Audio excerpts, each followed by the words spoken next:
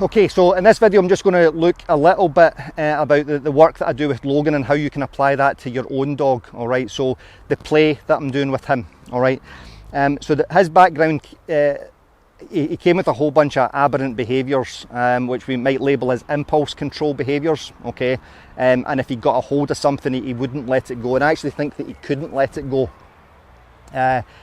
Yeah, he just had a big problem with it, okay, but what also happened with him at that time is that he would hold it in his mouth and get stressed, okay, so I actually think he found it extremely stressful just being in a position where he had something, okay, because when I was able to then to get it from him, he then relaxed, okay, so there's a whole bunch of stuff going on there.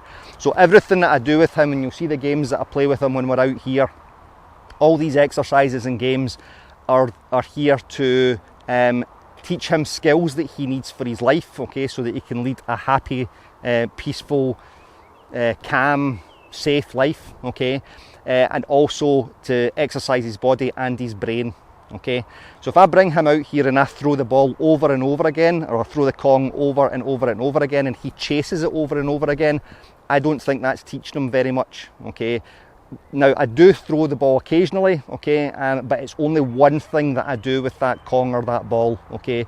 More often than not, all I do is I just throw it up in front of him and he jumps through the air and grabs it. So I think he finds having the Kong in his mouth the reinforcing thing, okay. It's the fact that he can sit there and chew it, okay.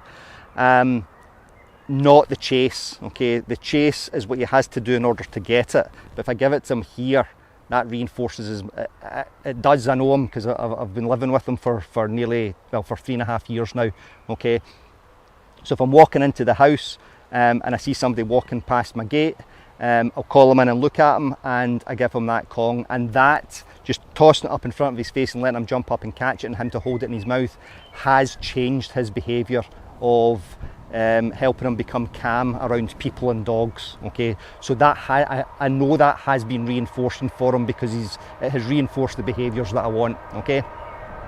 The other thing that I'll do is I'll put a bungee rope onto the tree across there and I let him play on it, okay. So he comes on, and we'll see this in the video. Now that looks spectacular, okay, but if he wasn't the dog that he is, I probably wouldn't be doing that. I would be doing something else with him. But what happened with him was, when I first got him, he would latch himself onto a tree. So we would come out here, he would run off into one of these trees, just grab a hold of it, and then work himself up in a total frenzy, which would then take him a long time, and I mean sometimes 2 and 3 days to come back down from, okay. So that's not fair on him having to have that and then not being able to calm himself afterwards. So that's what this game is for. Put him onto the tree, bring him off the tree, put him onto the tree, bring him off the tree, see if he can settle, give him the Kong, put him onto the tree, bring him off the tree, okay, and so on and so on. So I've worked a lot on that, okay. So all of these games that I'm playing with him they're for an objective, okay, and the objective shouldn't be because it looks really cool, okay. That shouldn't be why we're doing it. It should be because it's good for him, okay. So if we're working with our dog, if you're doing sports or something and you're reading online that you need to get your dog's drive up, okay, we can do that very easily by our movement and using food and with a tug toy, okay. We don't need to be winging a ball over and over and over and over again, or getting the dog really riled up to the dog's frenzied, because there's a difference between the dog being in high drive, okay, and being frenzied or over aroused out of his head or out of her head, okay. So these are all things to consider, and we need to consider them carefully and not just because we've read it somewhere. And these are my opinions on this, based on the fact that I've lived with him for 3.5 years, and I've also taken really sound advice from lots of fantastic trainers who know the science behind this stuff, okay. And that's not any disrespect to somebody that's just trained their dog and put them through obedience competitions, not at all, okay, because for a dog like him, that's not what he needs, okay. He actually needs to be calm, all right, and then to be able to come up and to come down again, all right. So we'll get him out and we'll have a look.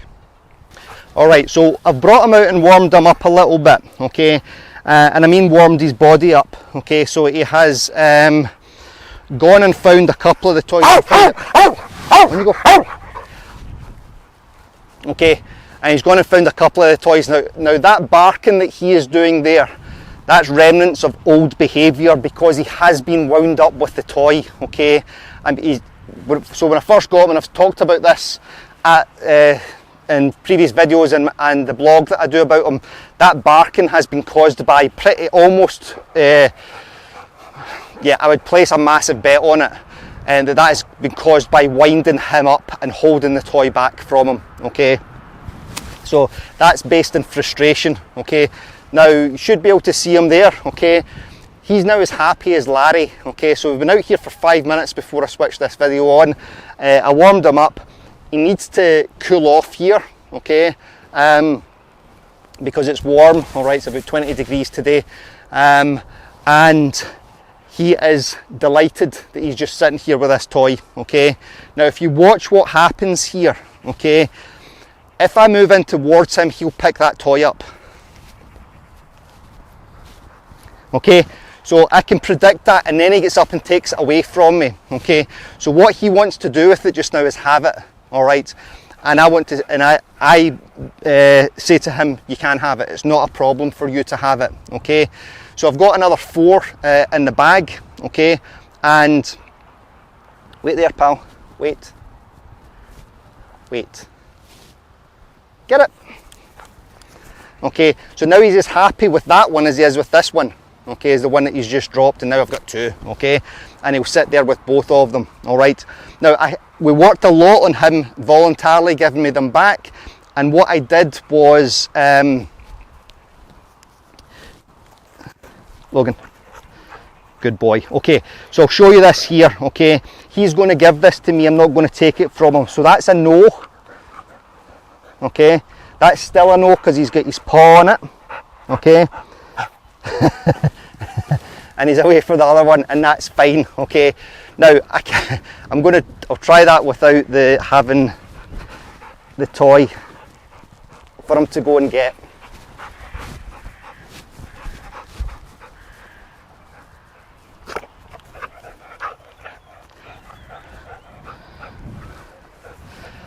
Good boy.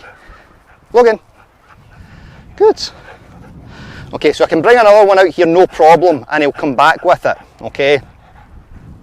And I just don't buy into he should bring this back because I should be able to tell him to. I just don't buy it, okay? It's not my relationship with him, okay? So he's dropped that, okay? Hopefully you'll be able to, might just be off camera. I'll swing the camera around a little bit.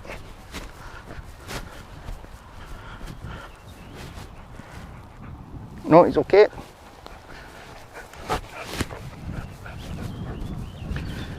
Ready? Okay, so me asking him if he's ready, okay? Good, and he has said yes. Okay, so I've asked him, are you ready? And he started the process. And if I move in towards him, so I've got nothing in my hands, and that's a no, and it's definitely a no, okay? So I'm going to ask him again, okay? Good. Okay, so he put his head over it there. Head over it again. And so this is a conversation that we're having, okay? Hey, pal. Okay?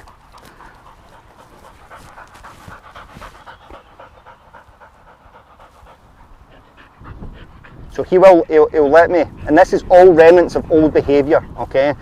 And for him to trust me, okay, I want to make sure that I don't trick him, okay? So I'm asking for it back, okay? And just now he is saying he doesn't want me to have it, okay? Unless I bring out another one, okay? Good boy.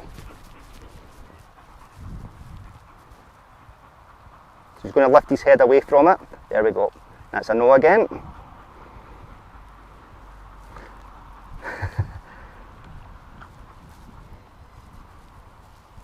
Good. And I'm going to ask him wait till he takes his paw away from it, because he's holding it like this, and when he relaxes his paw, there we go.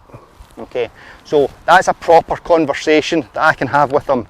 Now, and me giving him it back is the reinforcer for allowing him to do that, okay? Now watch this. If I bring this up, dead easy, okay?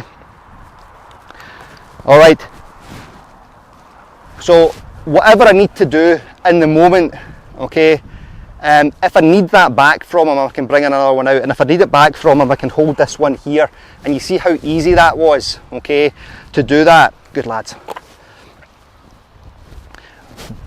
But that's not building his skills and our dialogue over this toy, okay, and that's what's important for me with him. All right. So I don't want to just be throwing this over and over and over and over and over again and winding him up, because his body will get too hot, okay. He will stop thinking because he's now starting to get tired and hot, okay, and when he does that, his performance then starts dropping, okay. So I'm actually wanting to teach him skills of being able to think and slow down and keep himself calm, and then if I do this and good boy, let's be ready, twist. Okay, so if I throw the ball from 20 times, ready? Good lads. If I throw the ball from 20 times there and he has to jump up 20 times for that toy, he is going to be tired, okay? All right, but that's taking a lot less energy than if I throw the toy away down the field for 20 times, okay? And I think he's getting as much enjoyment out of this, of me just tossing that toy up and letting him hold it in his mouth, as me doing, get it, this. Okay, now that was quite nice because he was quite calm there. I'm going to do one more, he is getting tired. Wait there, wait. And get it. Okay, so we built a lot in those control exercises, okay, just using the toy in his mouth as a reinforcer for that. Okay, so we'll give him a break and then we're going to put him onto the bungee.